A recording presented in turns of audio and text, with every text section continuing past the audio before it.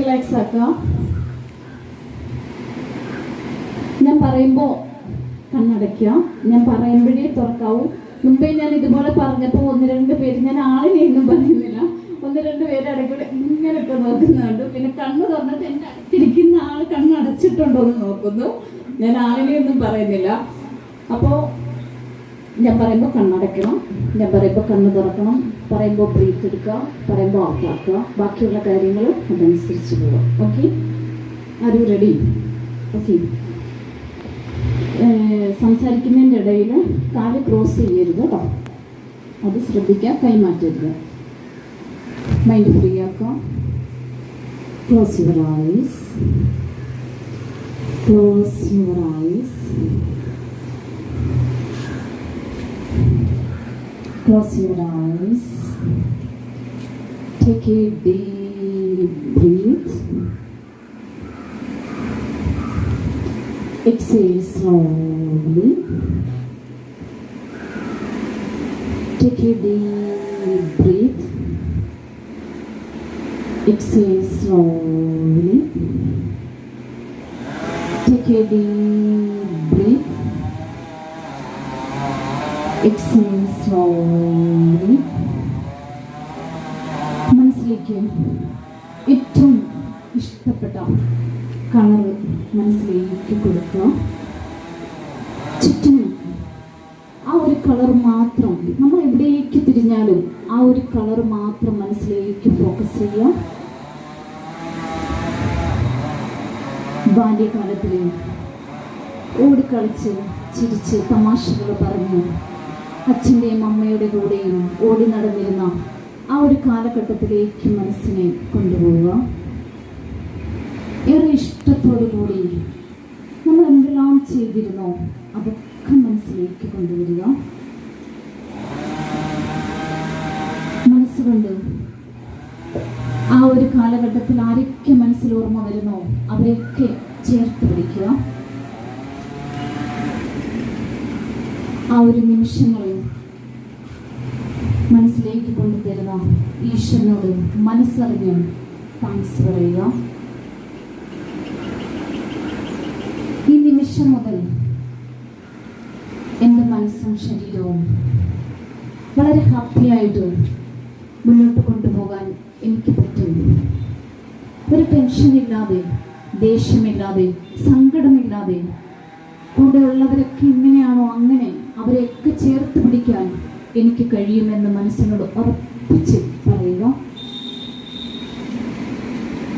ഫാമിലിയിലെ നമ്മൾ സ്നേഹിക്കുന്നവരും ചേർത്ത് പിടിക്കുന്നവരൊക്കെ ആരൊക്കെയുണ്ടോ, കുറ്റപ്പെടുത്തുന്നവരാരുണ്ടോ അവരെല്ലാം മനസ്സുകൊണ്ട് അക്സെപ്റ്റ് ചെയ്യുക.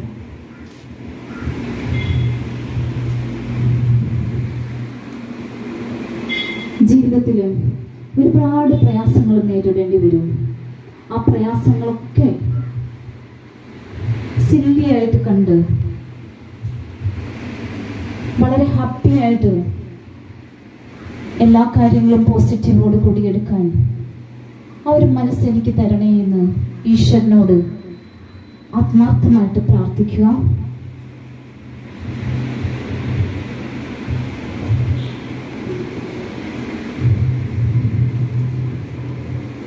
ഇങ്ങനെ ഒരു നിമിഷം നല്ല രീതിയിൽ തരുന്ന ഈശ്വരനോട് ഒരിക്കൽ കൂടി ഗ്രാറ്റിറ്റ്യൂഡ് പറയുക.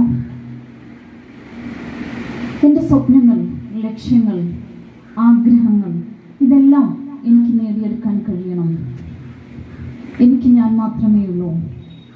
എൻ്റെ എല്ലാ വിഷമങ്ങളും മാറ്റിവെച്ച് ജീവിതത്തിൽ നല്ല രീതിയിൽ മുന്നോട്ട് പോകാൻ ഈശ്വരന് അതിനുള്ള മനസ്സും ആരോഗ്യവും എനിക്ക് തരണേ എന്ന് ആത്മാർത്ഥമായിട്ട് പ്രാർത്ഥിക്കുക.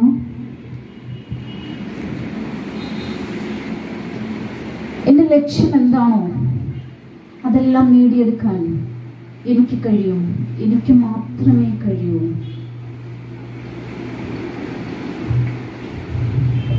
എൻ്റെ ലക്ഷ്യങ്ങൾ, എൻ്റെ സ്വപ്നങ്ങൾ, എൻ്റെ ഇഷ്ടം ഇതെല്ലാം മാത്രമാണ്. കുറ്റപ്പെടുത്താനും കളിയാക്കാനും ഒരുപാട് ആളുകളുണ്ട്. ഇതൊന്നും കേട്ട് എൻ്റെ മനസ്സിനെ ഞാൻ താഴ്ത്തിക്കളയും. രോഗിയാക്കില്ല.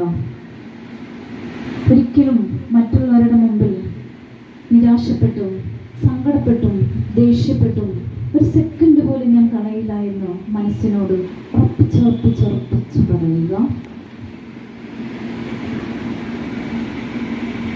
വരുന്ന എല്ലാ ജോലിഭാരവും വളരെ പോസിറ്റീവായിട്ടെടുത്ത് നല്ല രീതിയിൽ ആത്മാർത്ഥമായിട്ട് എനിക്ക് കൊണ്ടുപോകാൻ പറ്റും. എൻ്റെ ശരീരം, എൻ്റെ മനസ്സ്, ഇതെല്ലാം നല്ല ആരോഗ്യത്തോടു കൂടിയിട്ട് മുന്നോട്ട് കൊണ്ടുപോകാൻ എനിക്ക് മാത്രമേ കഴിയൂ.